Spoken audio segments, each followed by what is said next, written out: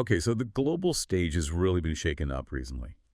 We've seen significant U.S. military action against Iran, specifically these strikes on their nuclear facilities. And this isn't just, another headline. It feels like a pivotal moment, and we really want to unpack what happened. We're diving into what's been dubbed Operation Midnight Hammer. Defense Secretary Pete Hegseth, he stated the goal pretty clearly: neutralize Iran's ability to develop a nuclear weapon.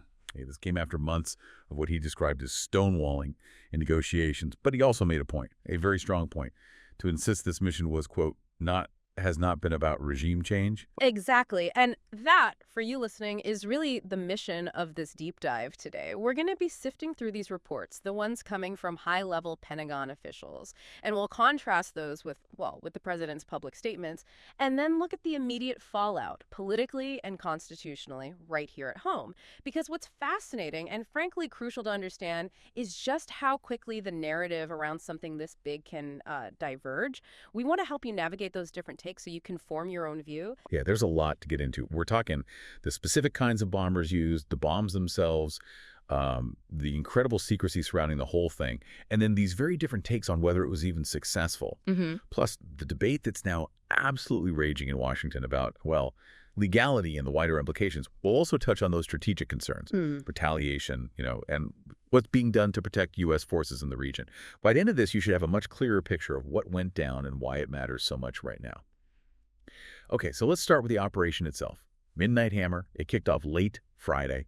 We're talking 7 B-2 Spirit bombers. These things departed from the continental U.S., flew for about 18 hours straight. An incredible distance. Absolutely. And it wasn't just them. It was a huge operation, backed by over 125 other aircraft. Even a guided missile submarine was involved. Wow. And this mission, it marked the first time the GBU-57 massive ordnance penetrator was used in combat. The MOP, right.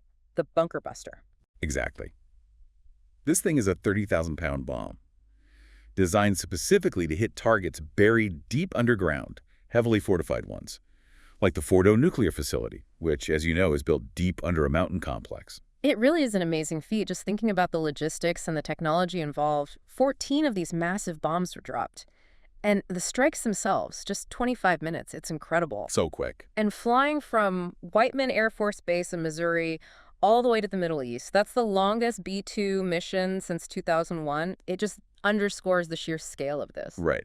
Now, almost immediately, we start seeing different stories emerge, different narratives. President Donald Trump, he addressed the nation Saturday evening, and he called the attacks a, quote, spectacular military success. Okay. He didn't stop there. He went on to say Iran's key nuclear enrichment facilities had been, his words, completely and totally obliterated.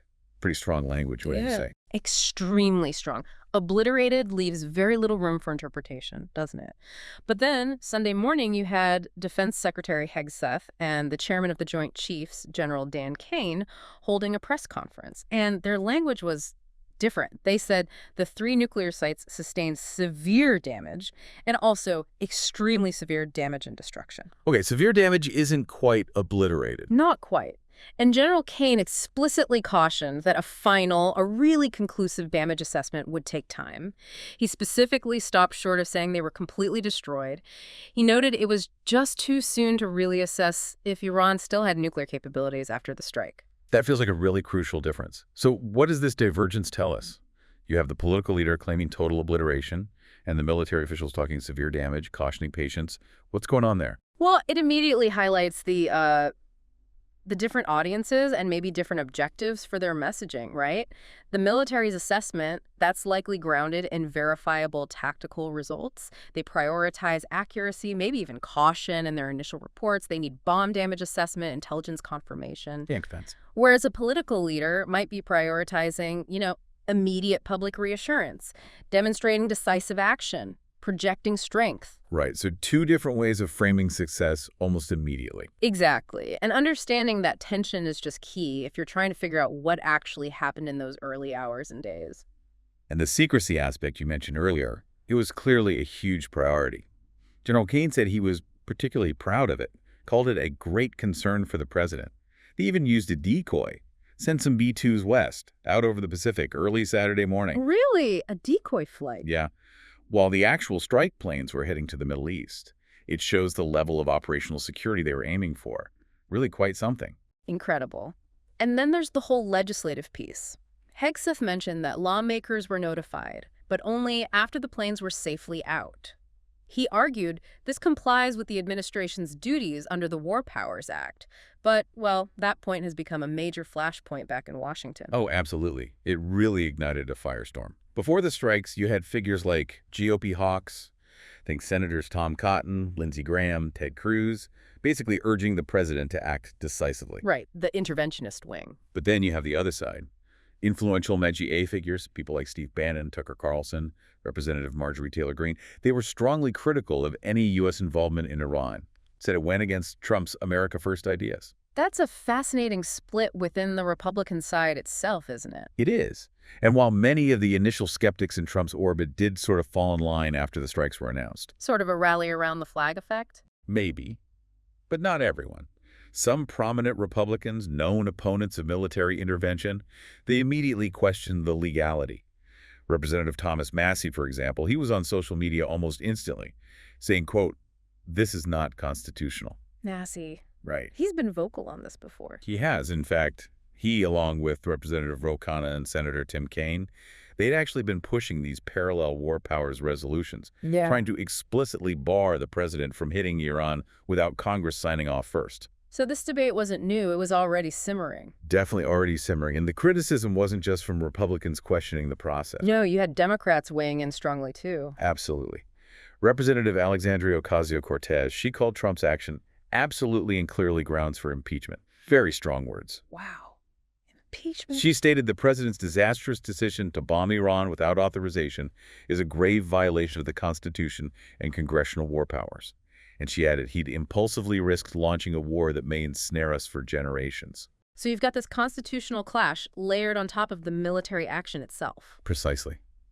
Which brings us to another really crucial, maybe even contradictory element here. Yeah. The intelligence picture before the strike.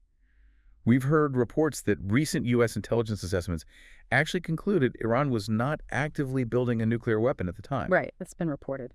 So how does that intelligence square with the justification, the public reason given for the strikes, which was, again, to neutralize Iran's ability to develop that weapon? That is the million-dollar question, isn't it? It's where the interpretation of intelligence and perhaps the definition of threat becomes absolutely critical. Was the strike about preventing a potential future capability, even if they weren't actively building right now? Was it about sending a message? Or was there other intelligence, maybe not public, that painted a different picture? Exactly. That's the core challenge for us, for you listening.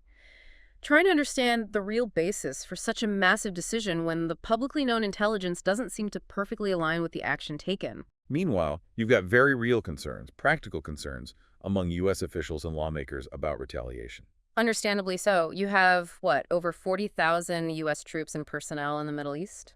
Yeah, troops and Defense Department civilians stationed across the region. General Kaine confirmed that CENTCOM, U.S. Central Command, had elevated force protection measures, especially in places like Iraq, Syria, the Persian Gulf. He said U.S. forces remain on high alert and are fully postured to respond to any Iranian retaliation or proxy attacks. So the situation remains incredibly tense. So, reflecting on this deep dive, we've covered a lot of ground. We started with the specifics, the really granular details of Operation Midnight Hammer, that first ever use of the 30,000-pound GBU-57 MOP. That massive bunker buster. Right.